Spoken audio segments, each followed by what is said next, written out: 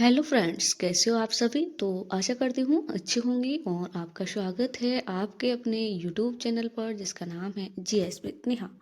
तो आज से हम स्टार्ट करने वाले हैं जीएस में प्रैक्टिस बूस्टर सीरीज जो एसएससी जीडी 2026 के लिए शुरू कर रहे हैं। और ये आज की क्लास नंबर फर्स्ट है हमारी। और इसमें मैं वही क्वेश्चन कराने वाली हूँ जो पिछले एसएससी एग्जाम्स में पूछे गए हैं, वो चाहे कोई भी एसएससी का एग्जाम रहा हो, SSC GD, CGL, CHSL, okay, अन्य भी। तो आइए स्टार्ट करते हैं। क्वेश्चन नंबर जो फर्स्ट है इसमें ये है शास्त्रीय नृत्य से संबंधित, ओके, स्टैटिक जीके में। तो कुचिपुड़ी नृत्य निम्नलिखित में से किस राज्य से संबंधित है। Option A Madhya Pradesh, option B Tamil Nadu, option C Andhra Pradesh, option D क्या है मणिपुर। तो इनमें से जो ऑप्शन सी है इसमें इसका संबंध है कुचिपुड़ी नृत्य से, ओके। जो ये कुचिपुड़ी नृत्य है वो आंध्र प्रदेश से संबंधित है, ध्यान रखिएगा। संगीत नाटक अकादमी के अनुसार भारत में कुल शास्त्रीय नृत्य कितने हैं, तो 8। संगीत नाटक अकादमी के अनुसार कुचिपुड़ी जो नृत्य है वो आंध्र प्रदेश राज्य से संबंधित है। और भरतनाट्यम कौन से राज्य से संबंधित है, तो तमिलनाडु से, ध्यान रखिएगा। और जो भरतनाट्यम है साथ ही ये सबसे पुराना नृत्य भी है, इसको ध्यान रखिएगा, ओके। नेक्स्ट क्वेश्चन नंबर 2 है ईश्वरी प्रसाद को कथक के किस घराने की शुरुआत करने का श्रेय दिया जाता है। Option A Banaras, option B Jaipur, option C Lucknow, option D है रायगढ़। तो ये हमारा राइट आंसर होगा ऑप्शन सी। जो ईश्वरी प्रसाद हैं ये लखनऊ घराने की शुरुआत की थी इन्होंने, ओके। नेक्स्ट और भी जो मोस्ट इम्पोर्टेंट चीज़ें हैं इससे संबंधित वो करेंगे। वर्तमान समय में कथक शास्त्रीय नृत्य की 3 घराने प्रसिद्ध हैं, जयपुर घराना, लखनऊ घराना और बनारस घराना, ध्यान रखिएगा। इन घरानों में सबसे प्राचीन जयपुर घराना है जिसकी शुरुआत करने का श्रेय किसको जाता है, तो श्री मनु जी हैं महाराज इनको, ओके, ध्यान रखिएगा, ओके। जयपुर घराना सबसे पुराना घराना है, ये एग्जाम में कई बार पूछा गया। और इसकी शुरुआत किसने की थी, तो मनु जी ने, ओके। नेक्स्ट है कथक के लखनऊ घराने की शुरुआत करने का श्रेय ईश्वर प्रसाद को दिया जाता है, ओके। और जो बनारस घराने की शुरुआत किसने की, तो जानकी प्रसाद व सुखदेव महाराज, ठीक है, ये ध्यान रखेगा। नेक्स्ट है जो क्वेश्चन नंबर 3 है संगीत नाटक अकादमी का पंजीकृत कार्यालय कहाँ पर है। ये एग्जाम मैंने बोला है, ये सभी PYQ है जो पिछले एग्जाम्स में पूछे गए हैं। ऑप्शन ए है Chennai, option B Kolkata, option C है मुंबई और ऑप्शन डी क्या है, तो नई दिल्ली। तो हमारा राइट आंसर होगा ऑप्शन डी। जो संगीत नाटक अकादमी है इसका पंजीकृत कार्यालय कहाँ पर है, तो नई दिल्ली में, ओके। संगीत नाटक अकादमी का पंजीकृत कार्यालय और मुख्यालय नई दिल्ली में स्थित है। इसकी स्थापना 1953 में हुई थी। और ये इसकी जो संगीत नाटक अकादमी है इसकी स्थापना कई बार पूछी जाती है, तो आप ये डेट याद रखिएगा। कार्य संगीत, नृत्य, नाटक और अन्य कलाओं का विकास और प्रचार करना ये संगीत नाटक अकादमी का कार्य है, ध्यान रखिएगा। नेक्स्ट क्वेश्चन नंबर 4 है मोहिनी अट्टम निम्नलिखित में से किस पारंपरिक नृत्य शैली से संबंधित है। तो यहाँ पर नृत्य शैलियाँ दी गई हैं, यहाँ होगा लास्य, ओके। कहीं कहीं आपको टाइपिंग मिस्टेक मिलेगा तो उसके लिए सॉरी। ऑप्शन ए है लास्य शैली, ऑप्शन बी है संपदम शैली, ऑप्शन सी है त्रिभंग शैली, ऑप्शन डी है चौक शैली। तो हमारा यहाँ पर राइट आंसर होगा ऑप्शन ए लास्य शैली से संबंधित है मोहिनी अट्टम, ओके। मोहिनी अट्टम का अर्थ होता है सुंदर स्त्री का नृत्य, ओके। केरल में त्रावणकोर के शासकों ने में प्रसिद्धि मिली थी। इस नृत्य में भगवान विष्णु की मोहिनी अवतार को दर्शाया गया है, ध्यान रखिएगा। कौन से नृत्य में, तो मोहिनी अट्टम में, ओके, किसके, भगवान विष्णु के। क्वेश्चन नंबर 5 है लगभग कितने वर्ष पहले मेहरगढ़ में कपास की खेती होती थी। ये हमारा जो हिस्ट्री है उससे संबंधित क्वेश्चन है। तो यहाँ ऑप्शन दिए हैं, ऑप्शन ए 8,000 साल पहले, ऑप्शन बी 7,000 साल पहले, ऑप्शन सी है 5,000 साल पहले, ऑप्शन डी है इनमें से कोई नहीं। तो यहाँ हमारा राइट आंसर होने वाला है ऑप्शन बी 7,000 पहले मेहरगढ़ में कपास की खेती के साक्ष्य प्राप्त हुए। ध्यान रखिएगा, यह कहाँ कपास की खेती होती थी, कहाँ पर, तो मेहरगढ़ में। मेहरगढ़ यह एक पाषाण एक स्थल है, मेहरगढ़। ओके, यह बलूचिस्तान पाकिस्तान में स्थित है। पालतू भैंस के प्राचीनतम साक्ष्य मेहरगढ़ से प्राप्त हुए हैं। कहाँ से, तो मेहरगढ़ से, जो पालतू भैंस, ओके, उसके साक्ष्य।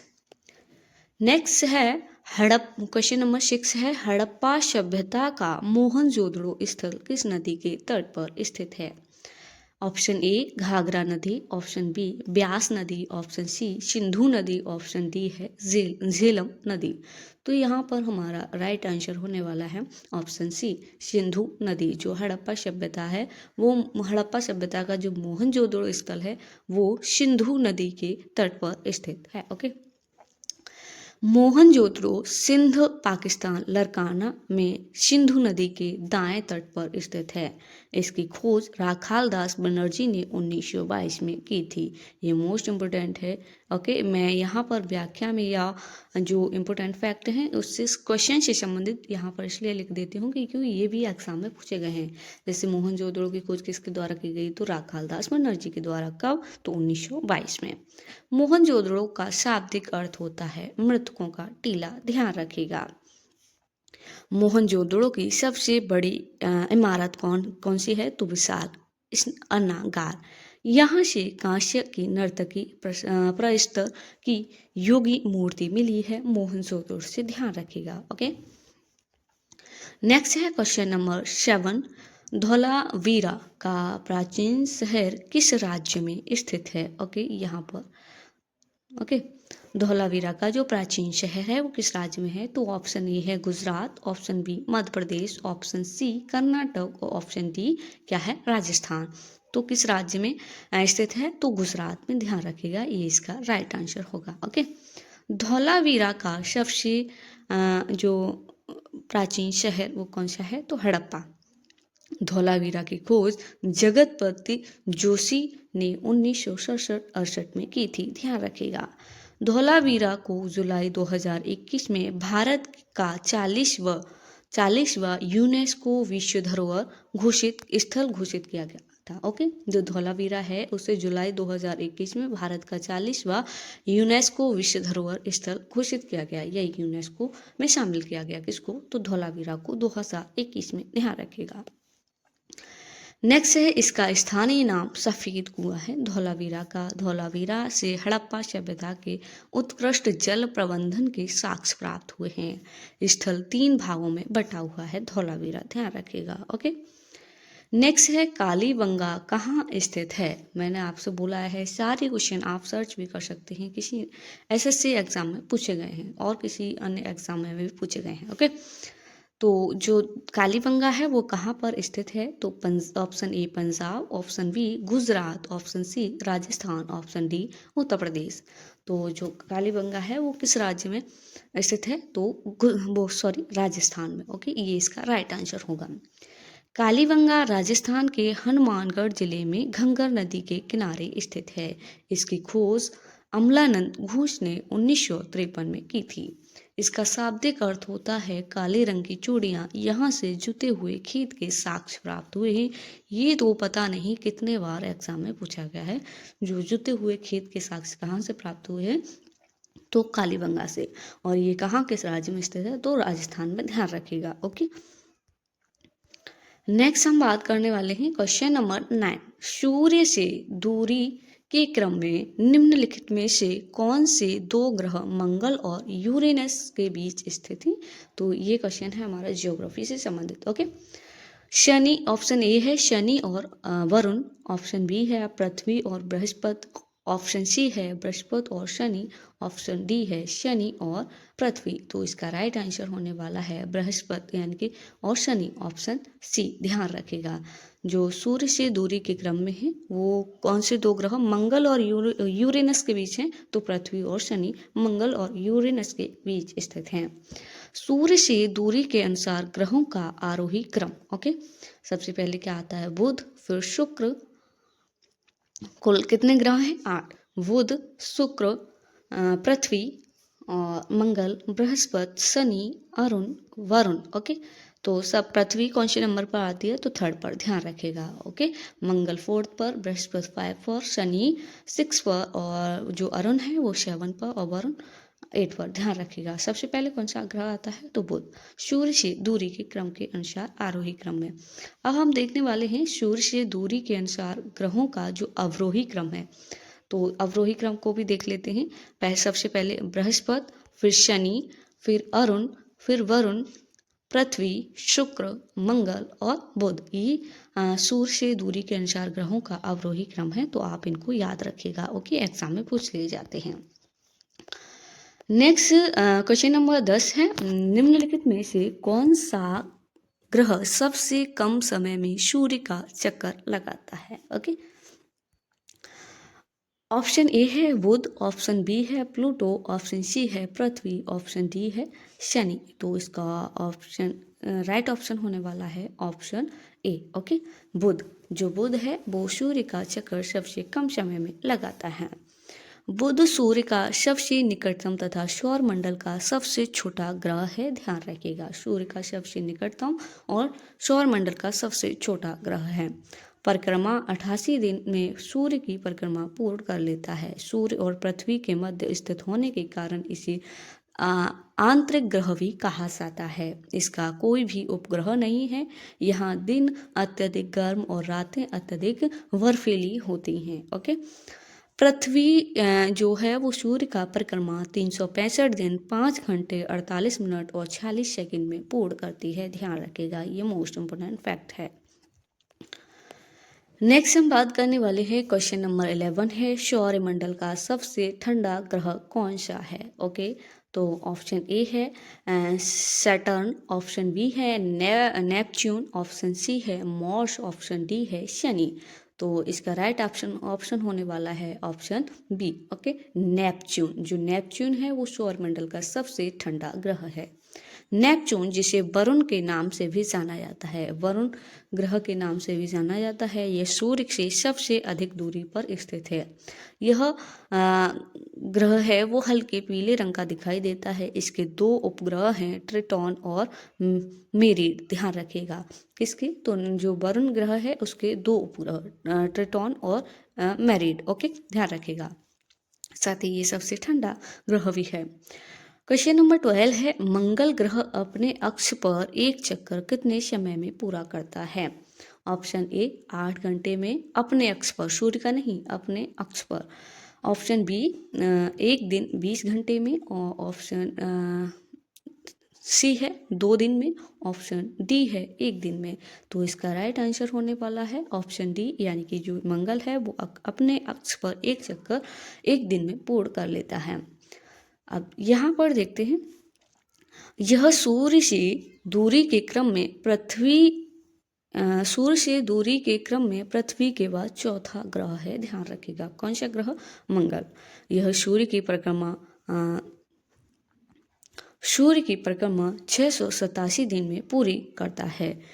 किसकी? सूर्य की परिक्रमा 687 दिन में और अपने अक्ष की परिक्रमा कितने दिन में? तो 1 दिन में। इसकी घूर्णन गति है वो पृथ्वी के घूर्णन गति के समान है। फोबोस और डीमोस मंगल ग्रह के 2 उपग्रह हैं। ये ध्यान रखिएगा, ये एग्जाम में कई बार पूछे गए हैं। और इस ग्रह का सबसे ऊंचा पर्वत कौन सा है? तो निकष ओलंपिया है, जो एवरेस्ट से 3 गुना ऊंचा है। किसका? तो मंगल ग्रह का सबसे ऊंचा पर्वत। ओके, नेक्स्ट क्वेश्चन नंबर 13 है, भारत का संविधान किसके द्वारा हाथों से लिखा गया था? तो ये पॉलिटी से संबंधित क्वेश्चन है। ऑप्शन ए कन्हैया लाल माणक लाल मुंशी के द्वारा, प्रेम बिहारी नारायण रायजादा के द्वारा ऑप्शन सी है, बाला साहेब गंगाधर खेर के द्वारा ऑप्शन डी है, श्यामा प्रसाद मुखर्जी के द्वारा। तो हमारा यहाँ पर राइट आंसर होने वाला है प्रेम बिहारी जो नारायण हैं और उनके द्वारा। ओके, उन्होंने मूल रूप से अंग्रेजी भाषा में लिखा था। ओके, जो प्रेम बिहारी नारायण हैं। हिंदी अनुवाद मुख्य रूप से डॉक्टर रघुवीर और घनश्याम गुप्ता के द्वारा किया गया था, ध्यान रखिएगा। ओके, संविधान से संबंधित कुछ महत्वपूर्ण चीजें हैं तो उनके बारे में जानते हैं। ओके, संविधान शब्द का प्रयोग सर्वप्रथम सर हेनरी मैन ने किया था, जो ब्रिटेन के थे। विश्व में संविधान का जनक जेम्स मैडिसन को कहा जाता है। साथ ही ये अमेरिका संविधान के भी जनक थे। भारत में संविधान का जनक डॉक्टर भीमराव अम्बेडकर, जो भारत में जो संविधान के जनक वो कौन थे, तो डॉक्टर भीमराव अम्बेडकर। संविधान सभा की मांग बाल गंगाधर तिलक के द्वारा 1895 में स्वराज विधेयक के तहत की गई थी। 1917 में डॉक्टर एनी बेसेंट के द्वारा संविधान सभा की मांग की गई थी। ये संविधान सभा की पहली महिला अध्यक्ष थी, doctor Annie Besant.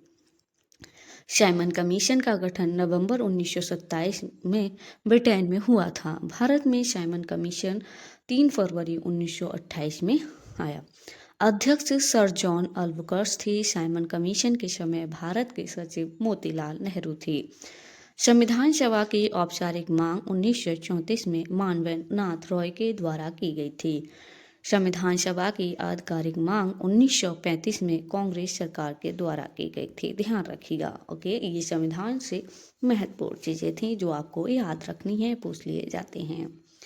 Next question number 14 है, निम्नलिखित में से किस तिथि को भारत अपना संविधान दिवस मनाता है? ऑप्शन ए है 2 अक्टूबर, ऑप्शन बी है 26 नवंबर, ऑप्शन सी है 15 अगस्त और ऑप्शन डी है 26 नवंबर। तो यहाँ पर हमारा राइट आंसर होने वाला है ऑप्शन डी 26 नवंबर, ध्यान रखिएगा। 26 नवंबर 1949 को अपने